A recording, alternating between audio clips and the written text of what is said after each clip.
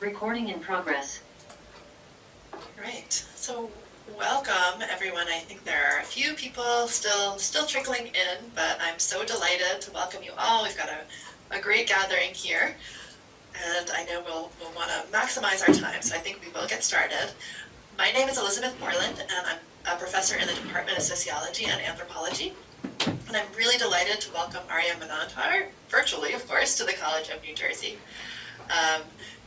I didn't ask Ms. Manandhar, would you prefer that I refer to you that way, or as Arya? Arya is fine. Arya is Okay, fine. so then, thank you. So Arya joins us where it is, I guess, near the 10:30 at night, and so we're really so very happy for you to join us today, Arya. Arya is an ecofeminist committed to projects directly impacting women's literacy rate, entrepreneurship, health, and rights. And she was born and raised in Nepal. She received a master's degree in international relations at the University of Warwick in 2019. She is a Women Deliver Young Leader, a World Literacy Foundation Country Ambassador for 200 Church for 2020, and a UNESCO Youth Researcher. She's led workshops for women's rights, ecofeminism, and gender equality in the modern era in Brussels for EU women leaders, and at Feminists of the World Unite in Budapest, Hungary. Today, she'll share with us her ecofeminist approach and her exciting recent work on a biogas plant that directly reduces carbon emissions and has some, an amazing other goals as well. So welcome, very big welcome to you, Arya. We can't applaud so that you can really feel it, but I know that many of us are applauding and virtually or physically. I would invite students or anyone in the audience to turn on their cameras if they are able to do that so that you can see us as well, but we are really excited to welcome you here to TCNJ. Thank you for joining us. Thank you so much, Professor Elizabeth and Karen and everyone present here today. It's our pleasure to be connected with the students who are actually studying the field that we are aspiring to work for. So good afternoon to all present. Special thanks to Professor Liz and Karen to share our initiative and work with the students of social science of the College of New Jersey, and I hope everyone is keeping safe in times of global crisis as present. So shall I begin with the presentation? Yes, please. Thank you so much. So I'd like to get started with our presentation. So technology and diversity must combine to accelerate process on the world's biggest challenges, from climate change to inequality to conflict and of course gender inequality. So let's know more about Ecofeminist Initiative Biogas Plant. We gathered here in this session because emerging and young leaders as us from business, civil society and other sectors should discuss the skills necessary to wield power with purpose and shape an inclusive future. So both planet's health and gender equality are essential in building blocks for inclusive health access, for girl-child education, for an ecofeminist future. So how do we build on these to shape a resilient and inclusive climate change advocacy? So as we know, climate change is a social issue with unequal impacts differentiated by wealth, gender, and other factors. Ongoing energy transformation driven by renewables is bringing far-reaching systemic changes to our societies. So this offers important opportunities for greater inclusion and equality. So accelerating the deployment of renewables can elevate poverty, create jobs, improve welfare, and strengthen gender equality. Still, to fully realize this potential, the renewables industry has to tap a wider pool of talent, notably that of women, because women have been largely underrepresented in clean energy policies. So that has been depriving the energy transition of critical capacities. In this session, we'll discuss how do we move forward with global solutions, mainly ecofeminist solutions such as biogas plant. So let's go ahead with the presentation. So this is more about us. We are working for developing, promoting and funding ecofeminist project models, gender mainstreaming and inclusiveness in clean energy sector at policy, program and organizational level, and active policy recommendation and blocking in Nepal. So we'll be advocating for equal access to quality education, assess the number of girls absentee from school due to indoctrination of traditional gender roles such as collection of fodder for cooking, household chores and financial barrier. And we do plan to collect data on education enrollment and outcome of all girls, including girls with disabilities in primary, secondary, tertiary education, in order to assess the number of girl absentees from school due to child labor at home. And let's not get confused, because this is interrelated with the climate change advocacy that we are striving for. So we'll come back to the details later in later slides. We've gotten an answer to the first Menti question by the description that was just provided right now. So we'd want to check if we all would want to check our knowledge on what actually Green Tech for Women is doing, what actually biogas plant is, and the areas it would want to focus on. I'd like to request everyone to please visit www.menti.com and enter the code that will be mentioned once I share my Menti slide. I hope the screen is visible to everyone. Here we have our Menti slide for voting. We're seeing Yes. Fast Facts, the slide. We're not seeing the Menti slide. Yes. There. Yes. So I think the slide is visible right now. Just go to Menti. So here, we'd like to ask everyone, what would be the areas of biogas plants' impact? This is just a small question. So after we finish with our Menti, then we'll come back to what actually are the areas of biogas plants' impact. Few hints were given or left in the previous description that we talked about Green Tech for Women and biogas. So if we all could just vote for one, or you can also select 2, 3, 4, and last option, none of the above. In order to access, I'd like to repeat, we have to go to www.menti.com and use the code 65262642. We have 25 participants, which is a good number, I guess. 26 participants. We have 45 seconds left.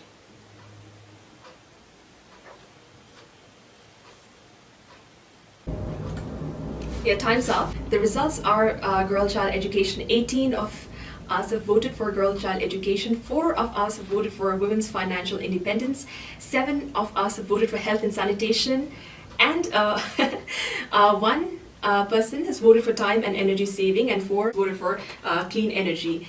I'm glad that no one has voted for none, so I think we are great. So I'll just come back to the presentation slide. So actually, as mentioned, as all of you voted for girl child education, that is really the correct answer. But all of the areas mentioned were the correct answers of biogas plant. And I'm glad that no one has voted for none of the above. So we are good. And as mentioned, biogas plant impacts all areas. We'll discuss how our goals and objectives may answer a few more Menti questions, which we'll play later. We plan to provide workshops for women homemakers in entrepreneurship activities, utilizing the byproducts of the plant, following the time and energy saved by clean energy solutions as well. More importantly, we aspire to change gender norms by engaging all stakeholders, including boys and men, religious and community leaders, first responders and local police, to break the shackles of traditional stereotypical division of labor, girl-child domestic labor, barriers in women's economic empowerment. So let's talk about biogas plant.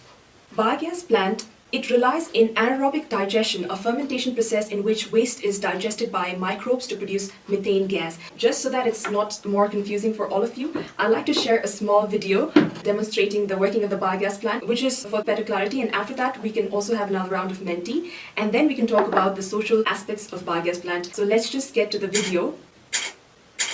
Utilization of bioslurry in Nepal. The green forests, once considered the wealth of Nepal, are depleting gradually. By capturing methane emissions, biogas plants work to curb greenhouse effect and limit the number of harmful gases spread in the atmosphere. So do biogas plants lead to self-sufficiency? Yes, of course, because as a decentralized energy system, that can lead to self-sufficiency in heat and power requirements, and at the same time reduce environmental pollution as well. A biogas plant also stabilizes organic waste through natural biological processes in absence of air, and transforms waste into biogas and biofertilizer or slurry or effluent. So such facilities are well suited to wet organic material and are commonly used for treating biodegradable waste materials such as waste paper, grass clippings, leftover food, sewage, and animal waste, of course. So the components of a modern biogas plant include manure collection, anaerobic digester, slurry biofertilizer treatment plant, gas storage, and electricity generating equipment. So these are the materials required for a biogas plant to operate. So I just want to share second last quick quiz on Menti. So quickly, I'd like to share Menti in order to recap on what we've learned just now. So here we have participants already. Yeah, we already have votes. What materials can biogas plant digester treat? As mentioned in the video and as mentioned after the video, the participant number is increasing, which is good. We have 1 vote for metal particles, 22 votes for waste paper and leftover food, 5 votes for wood particles and stone granules, sewage and animal waste, 26 votes and 16 for grass clippings. The answer is waste paper and leftover food, sewage and animal waste, and grass clippings. So unfortunately, the biogas digester is not able to digest particles as metal, wood particles and stone granules, because it will spoil the digester and it has no effect or nothing to contribute to the digester process, which is an anaerobic digestion, which is a fermentation process. So wood particles, stone granules and metal particles do not contribute to digester's process as well, and it creates obstructions if they are large in pieces, but it's better to avoid metal particles and wood particles and stone granules. So we advise the biogas plant owners in rural areas, especially women, to filter their slurry or filter the mixture that they're putting in the digester before they mix it all together. So thank you. We'll come back to our slides again. So is biogas plant feasible? There is a statement from Father B.R. Sobol, 1995, from St. Xavier School located in Nepal, and he had experimented biogas plants functioning through experimenting and succeeding in producing cow dung gas in a coffee can. That explains how feasible biogas plant is. With just a coffee can, definitely a feasible idea, which is why we are advocating for having a lot of biogas plant, as much as 200 this year. This is the biogas structure. For all the engineers out there, all the technical experts out there, this is the biogas structure, and as explained in the video, this is the design of the biogas, where we can see the dome, the digester, the outlet, and the slurry effluent, or I call it byproduct, that comes out from the outlet is mentioned in the rightmost side of the diagram. And in the leftmost side, above the ground area, we can see the inlet where we're supposed to feed materials such as cow dung, animal manure, and a lot of other things mentioned before, like waste paper, grass clippings, leftover food, sewage, but not metals, not wood particles, not stone granules. So let's move on to the second slide. We already have had a Menti round, so let's skip the Menti round. This is the explanation of how we're supposed to go one by one on the plant's functioning. First is the inlet, where we're supposed to put the waste, and then the waste gets processed in the digester, which is why the gas or methane will be stored in the gas storage dome. And then there's a gas outlet from where we will be able to use the gas in cooking, for electricity, and the byproduct, which is often referred as slurry, effluent, or here we call it a biofertilizer. So that comes out from the outlet, and this is how it looks, as shown in the rightmost section. That is the slurry overflow. This is a sectional view of biogas digester showing feed inlet, gas outlet, slurry overflow, and we might be wondering how the inlet looks like. It's been shown in the video, but I'll show it again here. The plant inlet looks like this. And this is the working of a biogas community model. This has not really happened in Nepal. This is what we aspire to achieve in Nepal. But this requires the involvement of a national, international government, civil societies support in order to happen this way, because it has house, greenhouse, local heating storage tank. It has coenzyme renewable resources, mixing tank, treatment, agricultural use, fermenter, fermented slurry in a larger scale. This is something we aspire to achieve in not just Nepal, in all over the world. But this is for our small scale plant. This is, here we can see the animal manure and the waste products in the leftmost side, which is the organic feedstocks that actually goes in the inlet of the biogas plant. And here we can see in the diagram, it goes to produce heat and power production, leading to heat and electricity, which is free of cost and has very low carbon emission. And that biogas plant also supports in upgrading to biomethane and potential CO2 capture and use. So that can be used in vehicle, fuel and gas grid. We have not achieved this as of now in Nepal, but we plan to do so. And that biogas plant can also be used as organic fertilizer, especially the slurry, the biofertilizer, or what I call byproduct, as I showed in the previous slide, can be used as the organic fertilizer. Here, we might have a doubt that the organic fertilizer might not be good in quality, but the survey and results from IRENA and Biogas Nepal and Alternative Energy Nepal have shown that the fertilizers that are used have produced better fish farming results. They've produced better soil quality. They've produced better plants. We'll talk about this in the later slides.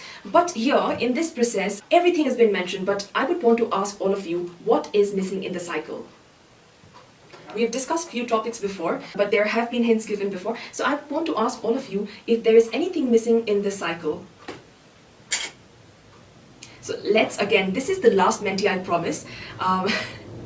Thank you, everyone. We have answers as water. It helps communities socially and economically, girls' education. Yes, we have one question. How does biogas plant affect the traditional gender norms, family roles, and expectations? That is the main topic that we'll cover now. Education of people, human effort to implement biogas, people, social aspect, human effort to implement the biogas plant, impact. Yes, happy to receive all the answers which are so apt. It does miss the impact on women's life. It does miss the impact of fish farming, agriculture, time saved from traditional cooking and collecting of fodder, girl-child education, women utilizing their time in entrepreneurship activities such as making standard and eco-friendly sanitary items for other women in their free time, etc. Why is biogas an ecofeminist project model? That is exactly what was missing in the last slide.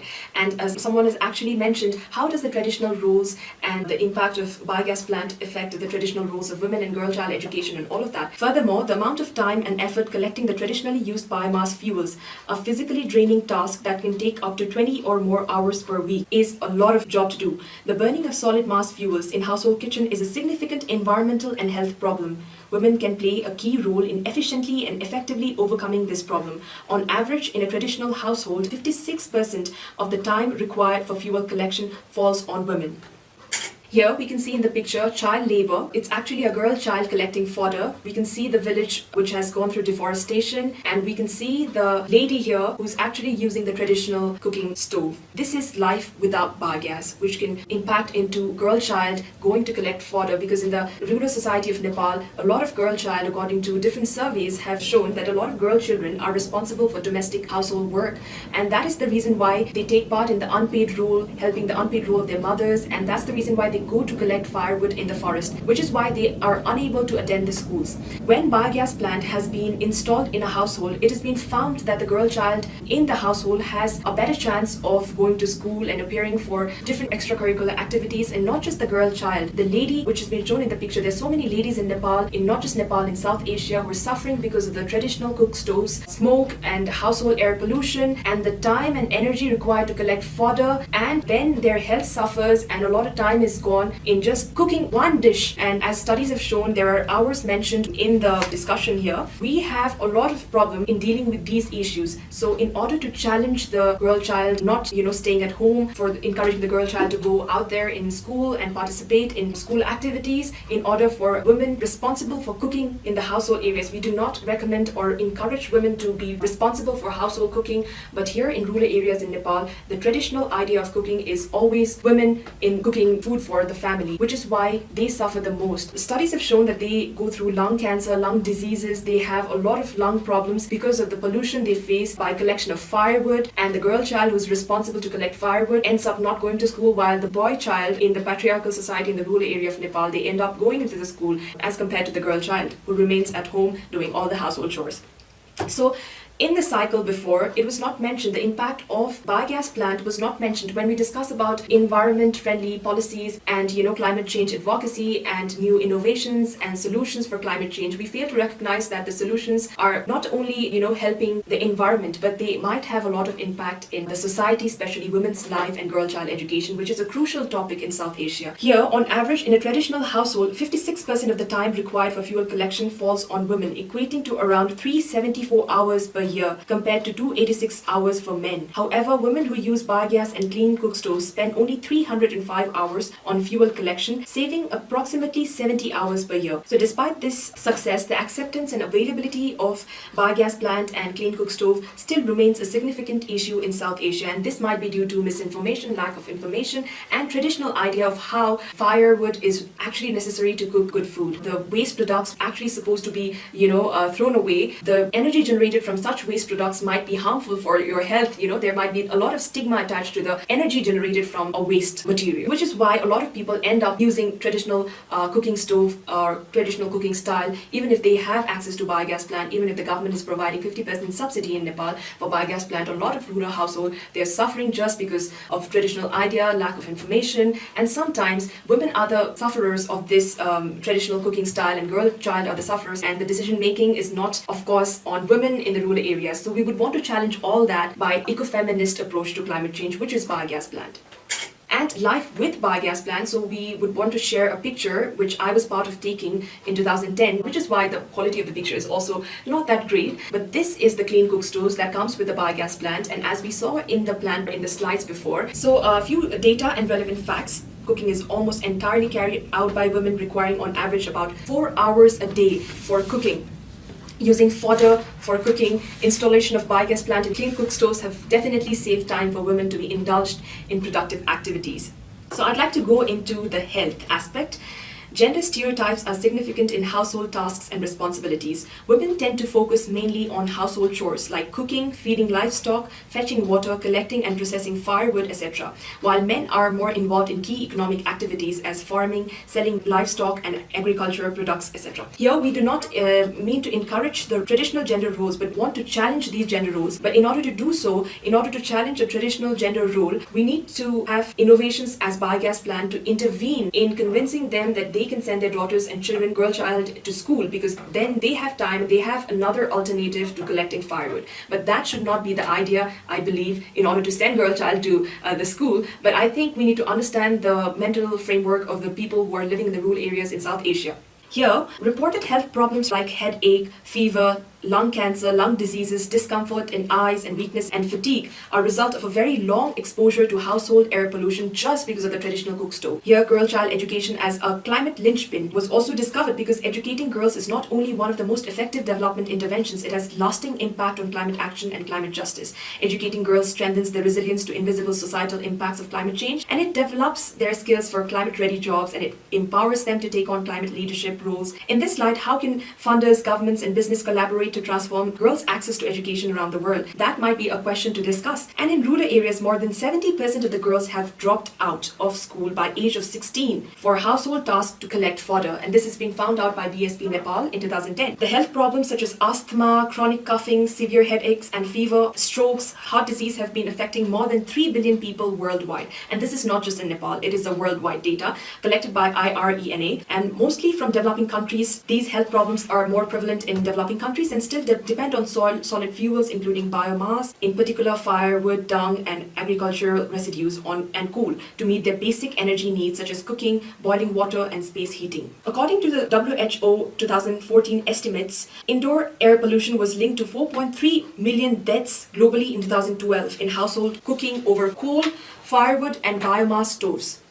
So there were 4 billion deaths reported in 2012 just because of the household cooking over coal, firewood, and biomass stoves. So cooking is almost entirely carried out by women with an average of about 4 hours a day required for cooking with the traditional cook stoves, and we can't imagine that to happen in our lives. So what might the women and girl child go through in real life even now when we are having this session? Even now they are actually spending 4 hours just for cooking, and that is impacting their health, that is impacting their education, that is impacting their decision-making position in the society. A lot of other things. Biogas and clean cook stove saves 18% of the time, as 122 hours is saved per year. So for firewood collection, there is a greater involvement of women as compared to men. On average, for traditional cook stove user household, 56.7% of the time is required for fuel collection, and that falls on women, equating to around 374 hours per year compared to 43.3% and 286 hours for men. So in contrast, women who use biogas plant and clean cook stoves spend only 305 hours on fuel collection, saving approximately 70 hours per year. To put it in a simple way, 70 hours per year is saved just by installing biogas plant, and that is not just the time saved, it's the health that has been impacted, it's the education, it is a lot of other things that comes with the biogas plant. And I'd like to say the time saved by women, they can use that in order to pursue education, but at the same time, the biogas plant initiative that I interned for before actually provided entrepreneurship skills that enabled them in order to gain skills in order to sell their products, make their eco-friendly products, and that was mainly for other women, sanitary items, eco-friendly sanitary items. So the women who actually saved time from biogas plant utilized it in entrepreneurship activities, and that actually contributed to women's financial independence. And we do know at this day and age how important it is in being financially financially independent and having a decision-making power, not just in society, nation, but at first in the family itself. So I'd like to update Women Deliver, the organization that I'm a young leader of, is proud to launch a new evidence that highlights the integral connection between climate change, gender equality, and SRHR, and proposes recommendations for decision makers. I'd love to share that after the presentation later with Professor Liz in coming days once that is done. Here we also have other data. Yeah, I'm sorry to interrupt you. I just am looking at the clock, and I know there's going to be some students and others who need to leave. So I wonder, I don't know if we have some time for questions. Yeah, sure. We can move to the finish up, questions. yeah. So we've already talked about barriers and solutions. So these are the organizations I listed and the opportunities that COP26 offers all of the students. These are the opportunities I can share later with Professor Liz, and I'd like to go to the question and answer session. So you can contact us here.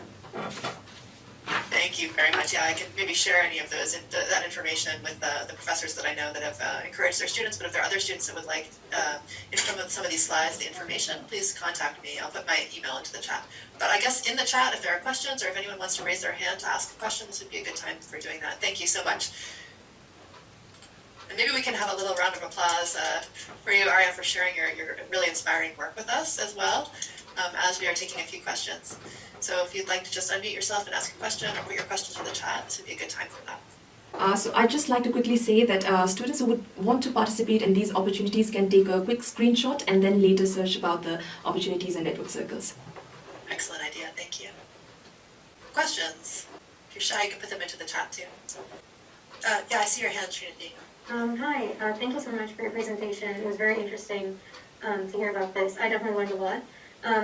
Just out of curiosity, do you know like approximately how much like manpower it would take to kind of build the biogas implant itself? Yeah, thank you, Srinidhi, for the question. You know, we're actually promoting the biogas project model, and we actually tie up with the companies who actually offer the services. And the company will be, I think, 10 or 7 people who, out of them, 2 will be engineers who would design the project model according to the zone. Because in mountain areas, the project model should be a little different than the project model in a plain area, because mountain area, the decomposition of the slurry takes a longer period of time. So the model needs a lot of isolation and a lot of other things. So there will be 2 engineers to plan that. And there will be 2 more or 3 more workers who would do the cement works, stone work as well, because a lot of times the people in the household, they render their help in the stone work, the cementing and all of that. So I'd just say 7 people to 10 people, but even less than that. Especially in mountain area, we require more manpower, but manpower is not really from our company or our organization. We tie up with the companies who offer the services, but in mountain areas, I'd say 7 to 10 people, whereas in plain areas where decomposition is faster and temperature is very hot, and the digester and the gas, everything works very fast. So that would require less manpower because we don't need a lot of concealing. Thank you for your question. Yeah. Thank you. I see your hand, Landon. Yeah, thank you for your presentation. My question is, so right, you presented a lot of information and research that shows that this is feasible and that it would extremely help women and girls all together. But you mentioned that there was kind of like a social stigma attached to actually implementing it, or despite research showing that it would greatly improve, that doesn't necessarily equate to them actually implementing it. So what kind of movements or organizations are out there that kind of combat or just direct at the social implications, trying to educate them that this is beneficial? Yeah, I believe I understood your question. The social stigma attached to the plant and how we tackle it. I think that was the question. Yes. Yes. So that is a really nice question, because that is actually blocking a lot of people from adopting and installing biogas plant, and that is being tackled by a lot of different initiatives such as UN Women Nepal, UN and AEPC Alternative Energy Center, which is again an organization under the government, and there are different organizations such as Biogas Support Program Nepal, IRENA, and different international organizations as well to design social skits, because in rural areas the most effective way to communicate to a public or a household that might lack education or exposure is to provide them social skits, which might be entertaining to watch but gives them a message, and sometimes also to collaborate with their local leaders or to collaborate with their local celebrities or local folklores, and all of that gets incorporated into the social skits. And we've also been part of making the social skits in 2010, so we plan to do so in Green Tech for Women as well, and that actually takes place to deal with the social stigma and the social stigma of how a waste product, generates gas, and that is used in order to produce or cook our food, which goes in our system. That actually is creating a very, bad notion about how, waste products are being used when the waste products should have been decomposed or, dumped somewhere else. That's actually being used in order to cook our food, which is supposed to be fresh, which is supposed to be without bacteria and all of that. So that kind of social stigma is there. But I think with education of girl child, with education of all actually in the household, and women being financially independent and exploring their ways, I think that stigma will be tackled anyway. But the most effective way is through social skits, speaking from experience of 2010. So that's a really nice question. So I'd say social skits and picking out a local leader, religious leader, in making them use biogas plant, giving them subsidies, giving subsidies to local leader, and then when the local leader is actually adopting it, I think everyone in the community will. So there's a question in the chat from Maya about the cost of how much it costs to create a biogas plant. It depends on the model. The model that we are focusing right now is a fixed dome model, and I was only talking about the model which is feasible in the plain area. So it requires 5 lakh Nepali rupees, which is $5,000 US, but half of it can be subsidized from government and the organization. So the cost might go down through the subsidy, and the 2 lakh rupees or $2,000 US remaining or $3,000 US remaining can even be helped, by encouraging the bank, financial institutions, to provide better loan services to the household, which is actually adopting for clean energy as biogas. So we can encourage the banking sector to actually provide easier loans worth rupees $2,000 US to $3,000 US, because rest of it will be subsidized anyway by government in Nepal. Yeah. Thank you very much. Do we have time for one more question? Is there one more question?